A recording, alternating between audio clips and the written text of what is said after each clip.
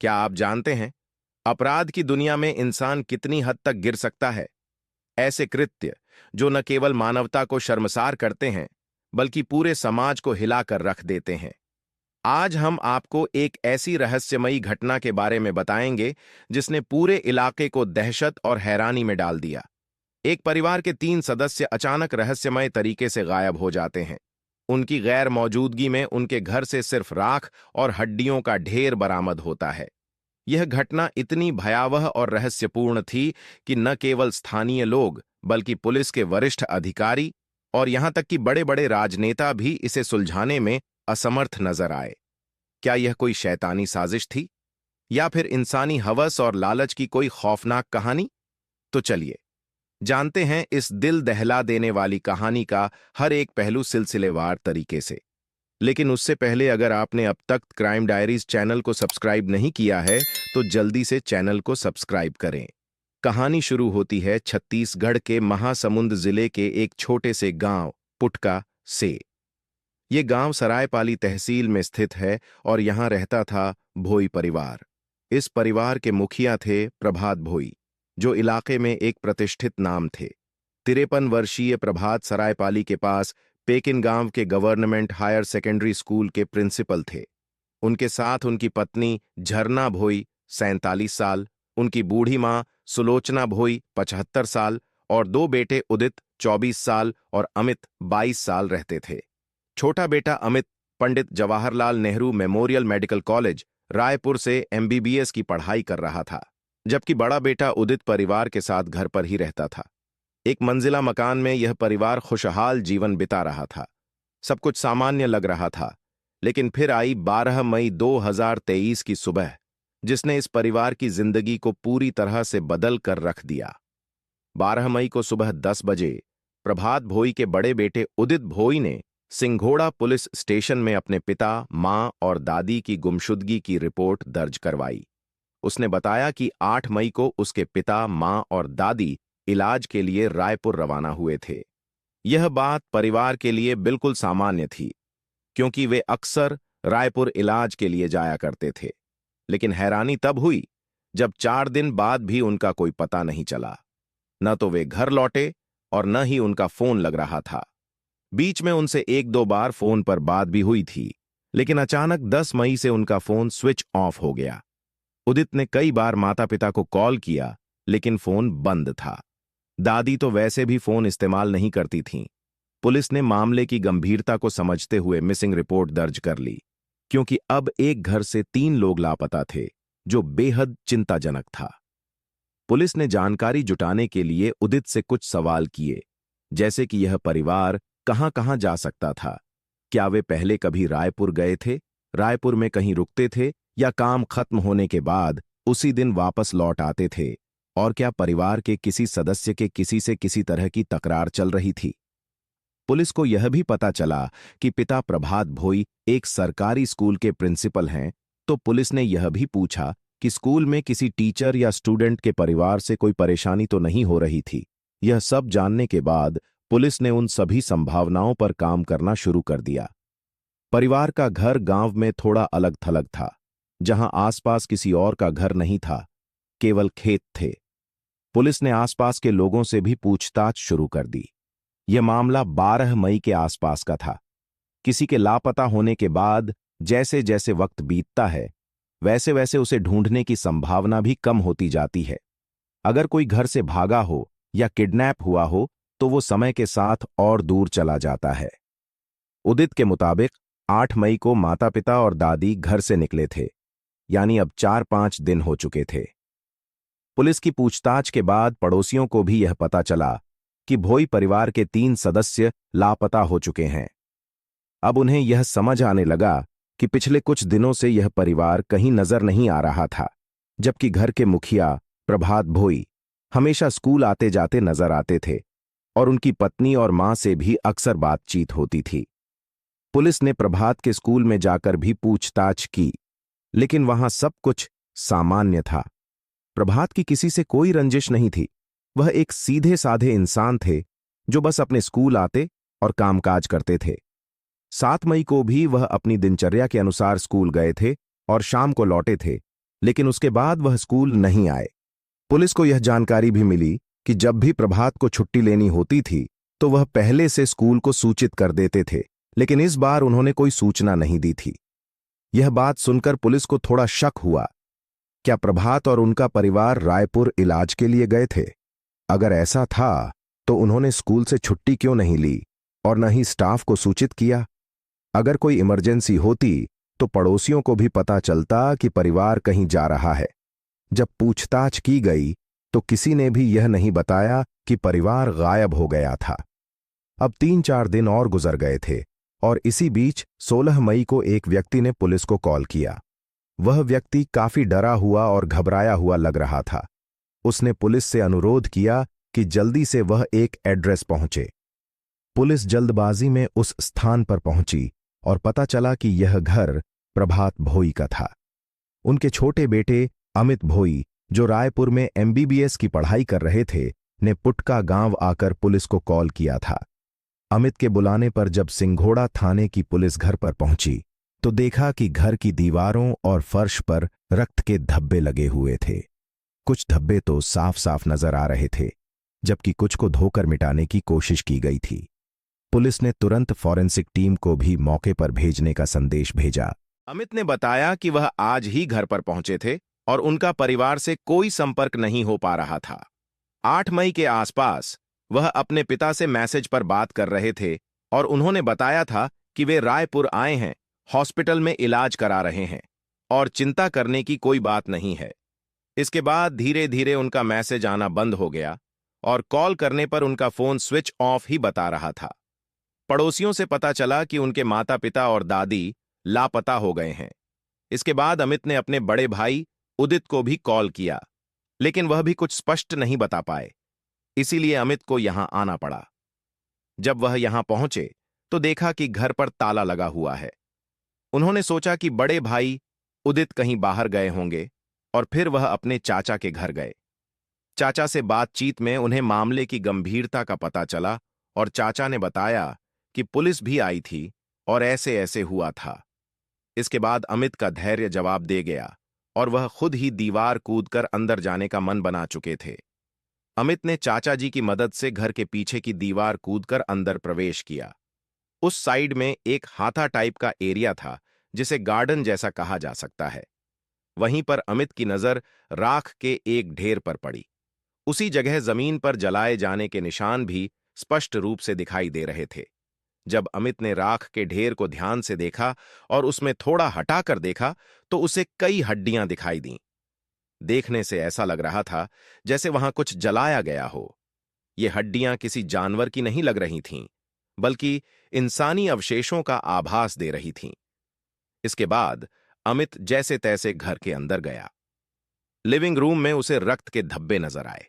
जब वह माता पिता के बेडरूम में पहुंचा तो वहां और ज्यादा खून के निशान मिले। दीवारों, बेड और आसपास रखी चीजों पर रक्त के धब्बे फैले हुए थे। यहां तक कि बाथरूम के अंदर भी खून के निशान मौजूद थे। ये सब देखकर अमित का दिल घबराने लगा और उसके मन में बुरे बुरे ख्याल आने लगे।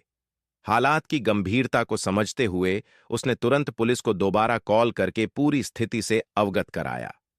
पुलिस मौके पर पहुंची और घर के पीछे गार्डन में राख के ढेर को देखा। पुलिस को भी शक हुआ कि ये इंसानी हड्डियों के अवशेष हो सकते हैं। थोड़ी ही देर में फॉरेंसिक टीम, सरायपाली के medical officer, executive magistrate, police के वरिष्ठ अधिकारी और डॉग स्क्वाड की टीम घटनास्थल पर पहुंच गए। सभी ने पूरे घर और गार्डन का बारीकी से निरीक्षण किया। अब यह मामला और भी गंभीर और रहस्यमय बन चुका था।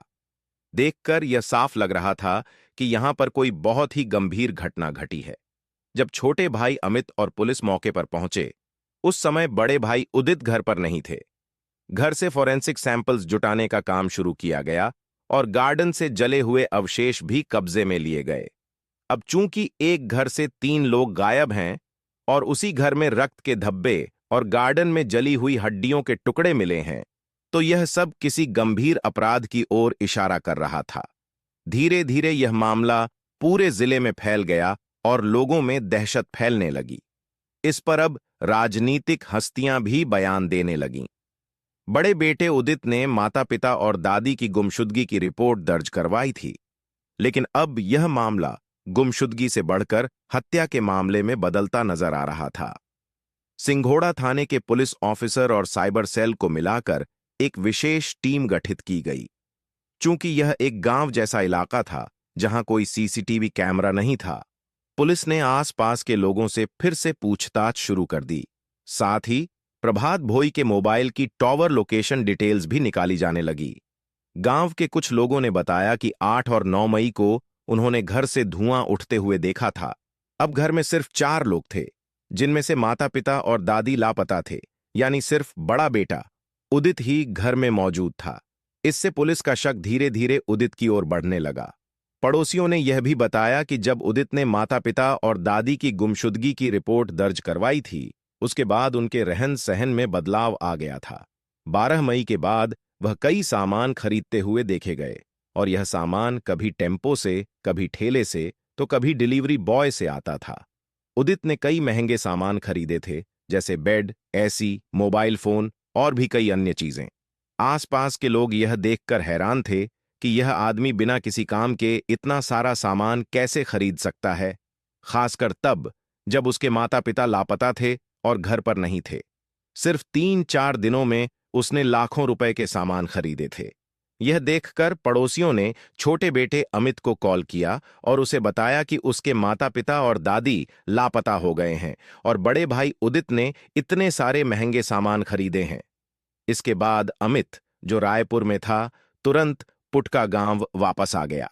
इसके अलावा पड़ोसियों ने यह भी बताया कि उदित ने कुछ लोगों से अनुकंपा नियुक्ति, कंपैशनेट अपॉइंटमेंट के बारे में बात की थी। अनुकंपा नियुक्ति तब मिलती है जब किसी सरकारी कर्मचारी की ऑन ड्यूटी मृत्यु हो जाती है और उसके परिवार के किसी सदस्य को नौकरी मिल जाती है।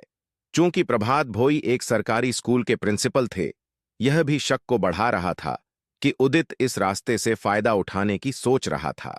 पुलिस ने जब प्रभात के मोबाइल टॉवर लोकेशन की जांच की, तो यह सामने आया कि हाल के दिनों में प्रभात रायपुर नहीं गए थे, बल्कि उनकी लोकेशन घर के आसपास या घर पर ही पाई जा रही थी। सारी जानकारी और साक्ष्य अब इस ओर इशारा कर रहे थे कि घर के बड़े बेटे उदित का हाथ इस मामले में हो सकता है। इन तमाम सबूतों के बाद 17 मई को पुलिस ने उदित को हिरासत में ले लिया। पुलिस ने उदित से कई सवाल किए, जैसे कि घर के पीछे गार्डन में राख के ढेर में इंसानी हड्डियों के अवशेष कैसे मिले, और तुमने क्या जलाया था? घर की दीवारों पर खून के छींटे कहां से आए और उन्हें साफ करने की कोशिश किसने की? तुमने इतनी महंगी चीजें किसके पैसों से खरीदी? तुमने कहा था कि तुम्हारे माता पिता और दादी रायपुर गए हैं, लेकिन तुम्हारे पिता की लोकेशन तो घर के पास ही मिली। वे रायपुर गए ही नहीं थे। उदित इन सवालों का जवाब घुमा फिरा कर दे रहा था, लेकिन पुलिस की जांच में एक चौंकाने वाली सच्चाई सामने आई। प्रभात भोई, जो एक सरकारी नौकरी में थे और सफल व्यक्ति थे, वहीं छोटा बेटा अमित भी शिक्षा के क्षेत्र में सफलता की ओर बढ़ रहा था। लेकिन बड़ा बेटा उदित एक पूरी तरह से अलग व्यक्ति था। वह एक बेरोजगार था, कोई कामकाजी गतिविधि नहीं करता था और उसने अपनी पढ़ाई लिखाई भी छोड़ दी थी। दिन भर वह बाहर घूमता रहता था, नशे का आदी हो चुका था और लोगों से मारपीट करने में भी नहीं हिचकिचाता था। इससे भी पहले, हत्या से 4 दिन पहले, उदित ने किसी के साथ मारपीट की थी, जिसके बाद वह कुछ समय के लिए जेल भी गया था। अपने माता पिता के पैसे को वह नशे और बेकार खर्चों में उड़ाता था, बजाय इसके कि वह किसी काम में लगाता। इसके बाद माता पिता ने उसे पैसे देना बंद कर दिया और उसे कहा कि अब तुम बड़े हो गए हो, काम करो, घर में कुछ पैसे लेकर आओ, या फिर पढ़ाई करो, कुछ करो। लेकिन उदित को मेहनत करने का कोई इरादा नहीं था, क्योंकि वह बिना किसी मेहनत के ही सब कुछ पा रहा था, और यही कारण था कि उसने कभी किसी काम के लिए कड़ी मेहनत नहीं की। उदित का स्वभाव नालायक और लापरवाह था, जिसे सिर्फ थाली में सब कुछ परोसा हुआ चाहिए था, बिना किसी मेहनत के। उसे यह नौकरी नहीं चाहिए थी, बल्कि वह सिर्फ एक आसान तरीका चाहता था जिससे वह बिना कुछ किए पैसे कमा सके। उसे अनुकंपा नियुक्ति के बारे में पता चलता है, जिसमें सरकारी कर्मचारी की ड्यूटी के दौरान मृत्यु होने पर उसके परिवार के किसी सदस्य को नौकरी मिल जाती है।